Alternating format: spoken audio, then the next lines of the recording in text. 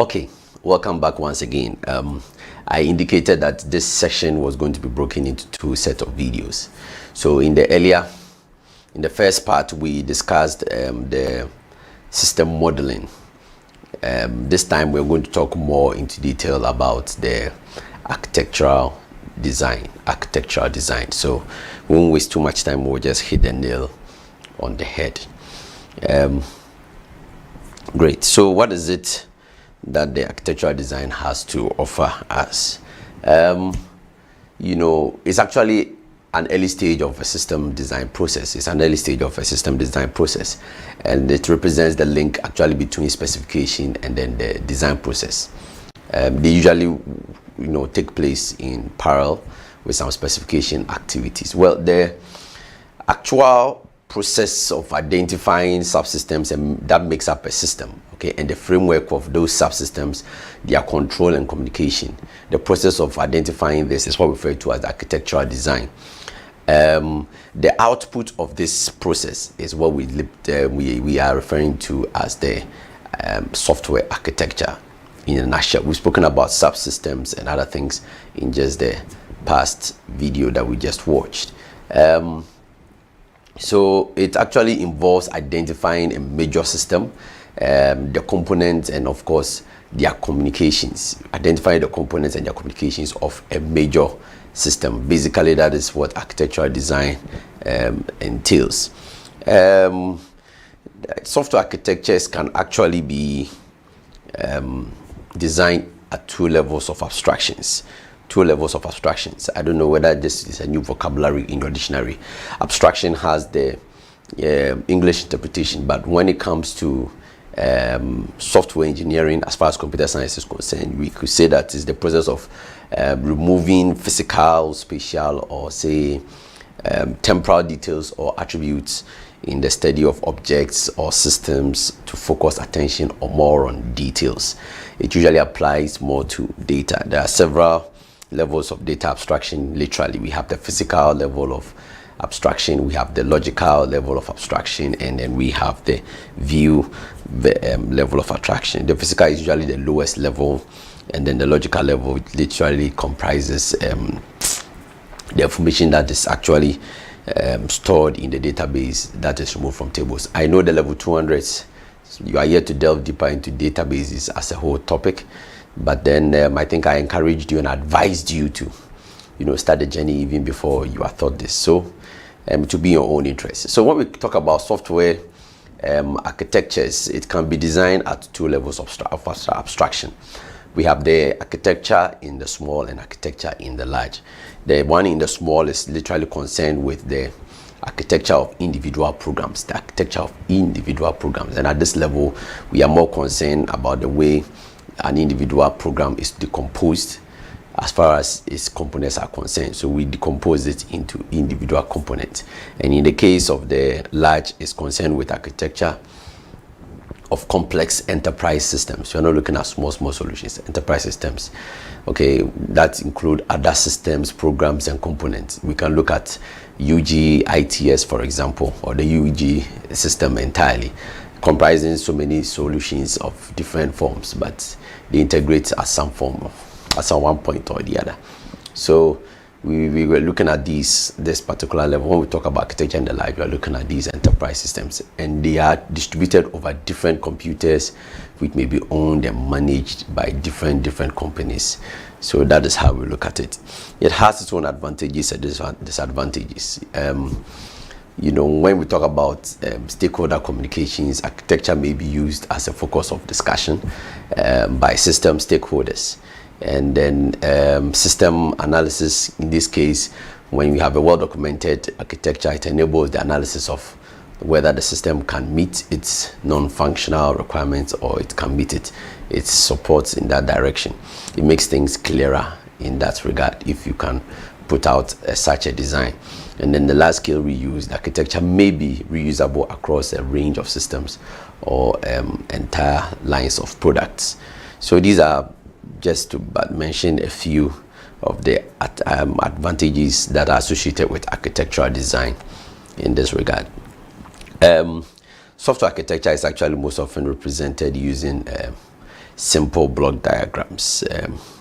This shows the entities and their relationships. So block diagrams also come in here and they play their respective roles. They have their own pros and cons. We have the simple, useful for communication with stakeholders and very great for project planning. But the cons is that there's a lack of semantics, types of relation between entities is also another issue, and then the visible properties of entities in the architecture is another con that we need to concern ourselves with. So let's look at some of the usefulness of architectural models. Okay, shall we look at some of them now? As a way of facilitating discussion about the system design, architectural design comes in here. Architectural models of a solution comes in handy here. So a higher level architectural view of a system is very useful. It becomes very, very useful for communication with the system stakeholders and project planning. It's very necessary. This because it is not cluttered. There is well detailed documentation of how the system should literally flow and work. So it makes it important. Okay, so they are, when we talk about stakeholders involved in here, they can then discuss the systems as a whole without being confused about any detail. So it becomes essential that you drill the project home in that regard, so that you get a clear picture of exactly what is being undertaken. Another usefulness has to do with the documentation of the architecture, which forms part of his design. And the aim here is to produce a complete system model that shows different components in a system. So their interfaces, their connections, everything is brought to bear, especially when you are dealing with the large scale abstraction level. Okay, so what are some of the events that goes into the creative event? Processes. It's actually a creative process indeed. So the process differs depending on the type of system that is being developed. But the caution here is that the number of common decisions may span all design processes, and these decisions can affect the non-functional characteristics of the system. So we can ask ourselves a number of questions in this regard. Is there a generic application architecture that can be used? When we mention this, we are considering the questions, sub-questions like how will the system be distributed, what architectural styles are even appropriate, what approach will be used to structure the system, how will the system be decomposed into these various models that we are talking about, what control strategies should be used, how would architectural design even be evaluated eventually, and of course we can ask questions like how should the architecture be documented. As you provide answers to these, then you are in line to deliver on your architectural model. So these are the things you factor in as you answer these things. That's why we say it's a creative process, because these are deep thinking questions and relevant questions that can help you arrive at your design. As you provide these answers, you have a clear picture of what exactly you want. So systems in the same domain actually also often have similar architectures that reflect domain objects. So application products, their lines are built around the core architecture with several variants and that satisfy particular customer requirements. We are using particular customer requirements because it will vary from one customer to the other. We're just bringing the whole scope to bear to you. So the architecture of a system may be designed around one of more architectural patterns or styles. It could be a combination of several of them, and it will capture the essence of an architecture and can be instantiated in so many different ways. So if it can be done in these manner of ways, then what are some of the things that we need to factor into approaching or arriving at this situation, at this particular point of conclusion? The particular architectural design style should depend on non-functional requirements, and these requirements comprises performance, security, safety, availability, and maintainability. Okay, so when we talk about performance, we literally want to localize critical operations and then try as best as possible to minimize communications. So we use larger rather than fine-grained components. Security, we use a layered architecture with critical assets in its inner layers. That's what we mean here.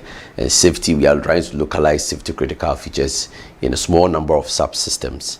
And the availability, we try to include redundant components, and then mechanisms for fault tolerance is essential.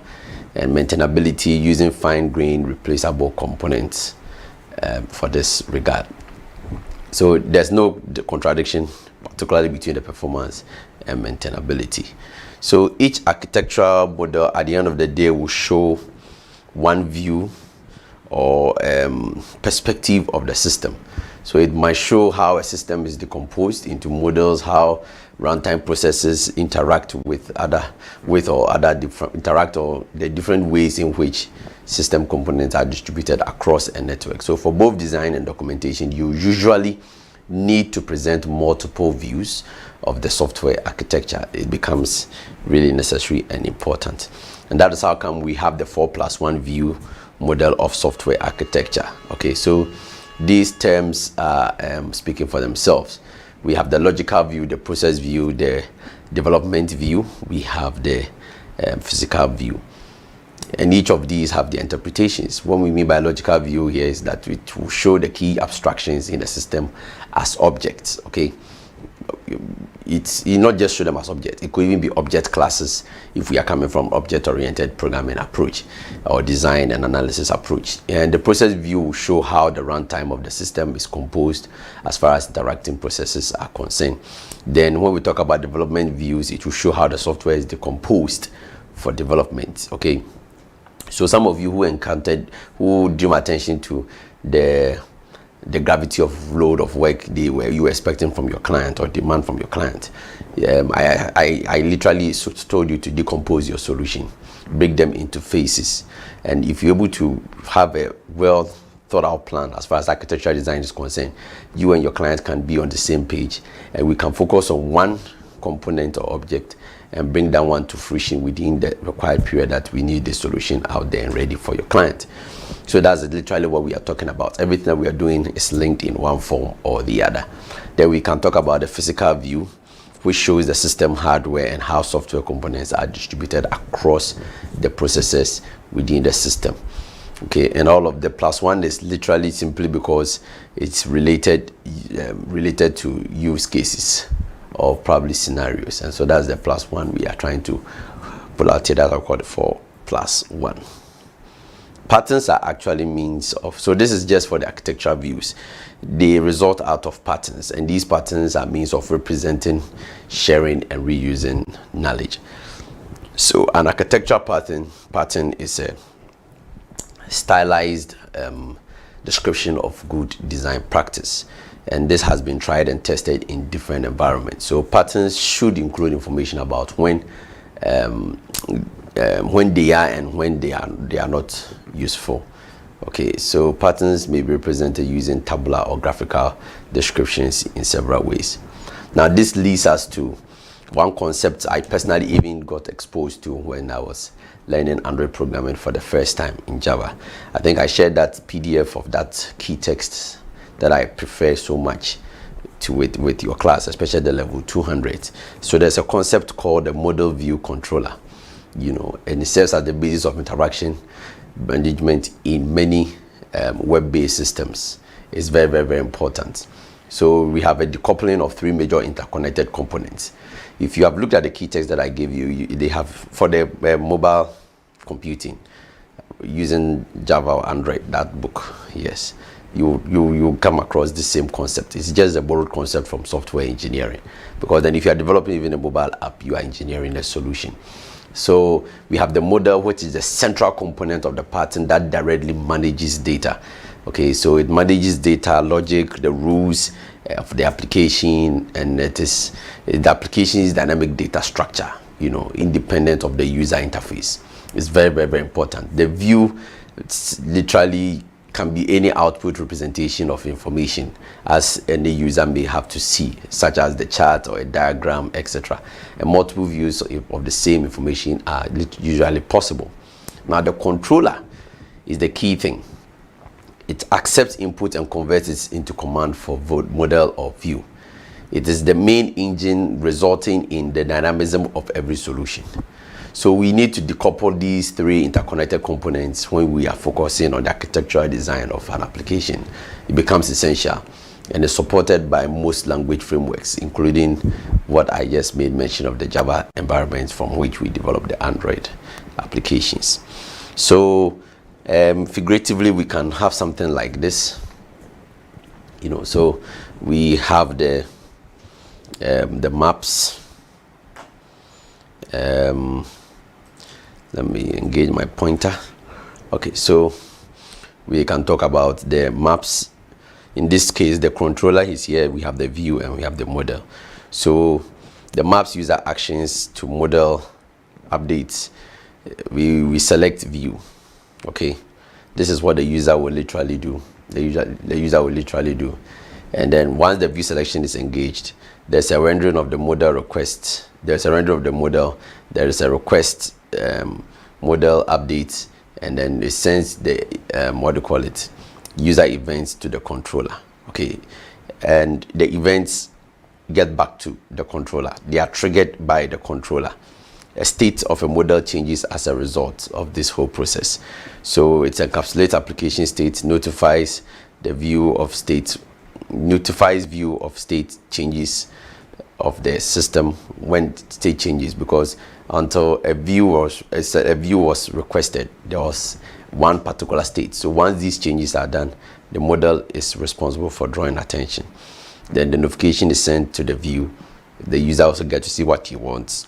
There's a state query to appreciate the various states that can exist in such a solution. So just as we can represent this in a chart, we can also represent this in a table form. So we have a description, we have a problem description, we have a solution description, and we have their respective consequences, and generally the model view controller playing the key role across all of them. Yeah, so it's a very, very important concept to formulate and apply to your development. Yes, and so we can talk about layered architecture. As far as the architectural designs are concerned, these are used to model the interfacing subsystems, and they also organize the system into a set of layers, or what we refer to as the abstract machines, each of which provide a set of services individually. And they usually support the incremental development of subsystems in different layers. Okay, so when the layer interface changes, only adjacent layer is affected in the long run. But then again, it's often artificial to structure systems in this way. It's very, very artificial, but that is what we can talk about as far as this layered architecture is concerned. Figuratively, we can have it in these forms. So we can have the user interface, we can have the user interface management, authentication, or authorization. We can have, so these are layers of it: the core business and logic application functionality, and then the system utilities, and then the operating system and databases. These are the support systems, the systems that support the system that we will need to acknowledge as far as the layered architecture is concerned. Most of these applications don't stand in isolation.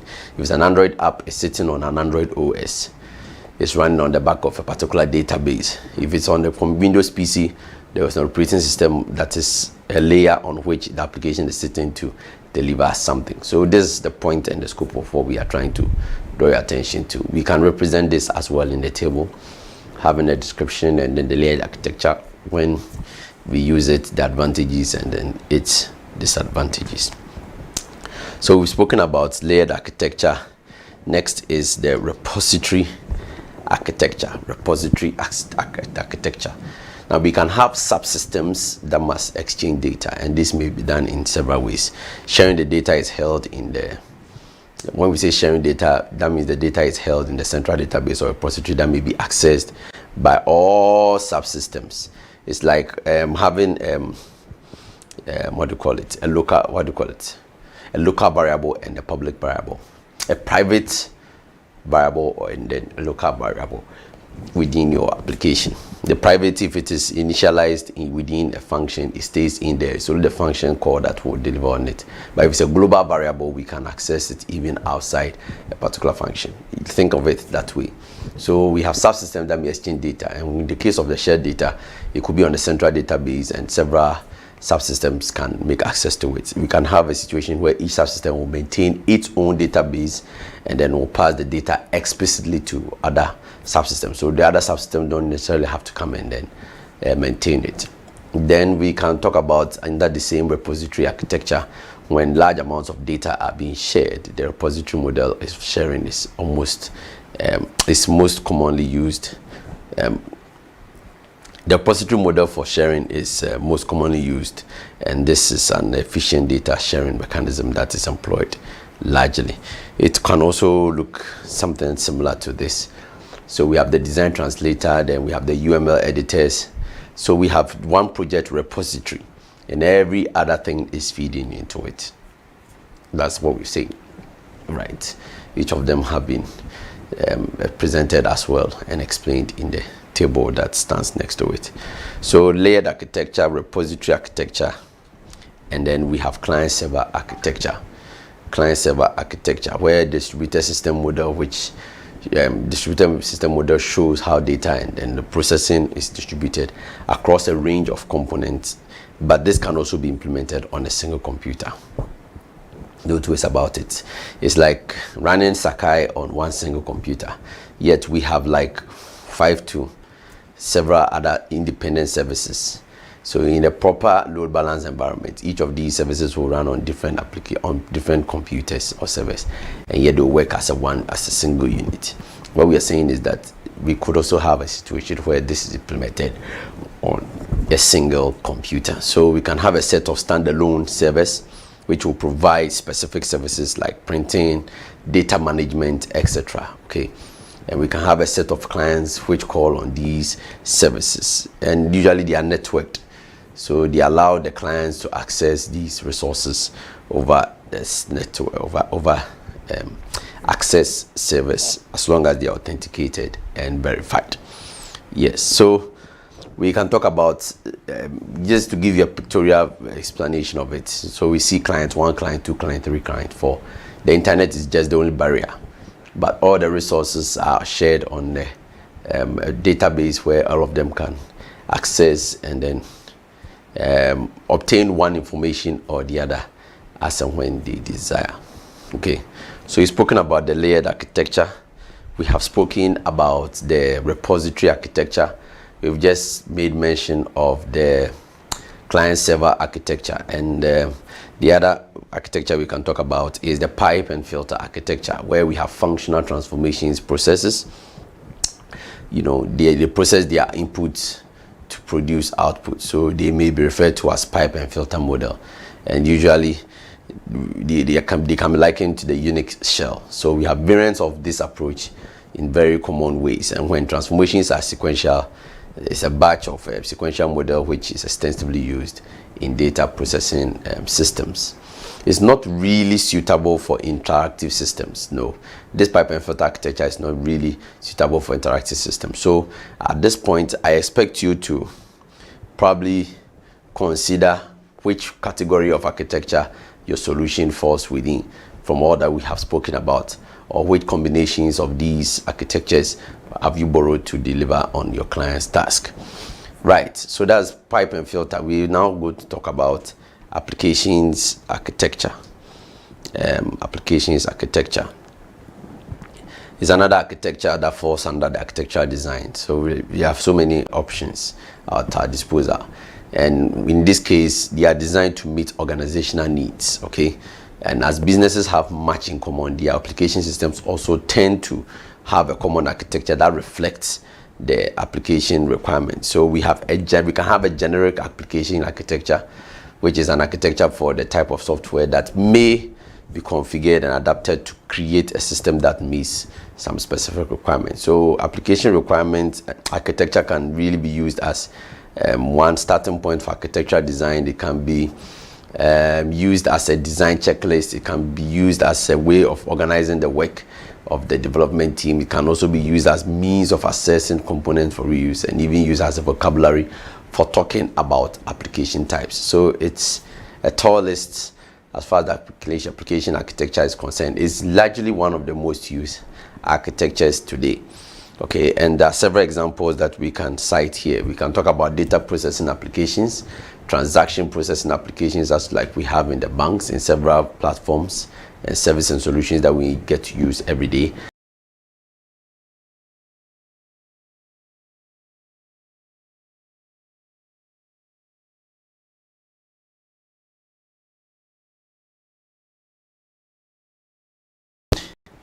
Architectural design. You can find an expanded form of this conversation in the key tests that have been given you and assigned you. If you have fulfilled the reading assignment, much of what has been made mention of should only be highlights, and you should have read much more detail from there, and it should make a lot of sense and meaning to you. I would love your feedback, and so since you're going to watch this on YouTube or something, if you can put your comments in the comment section, I'll be happy to read them and respond back to you. You can also use the forum section on Sakai to communicate accordingly. All right, so on that note, we end it for session 3. I look forward to see you in the next one. All right.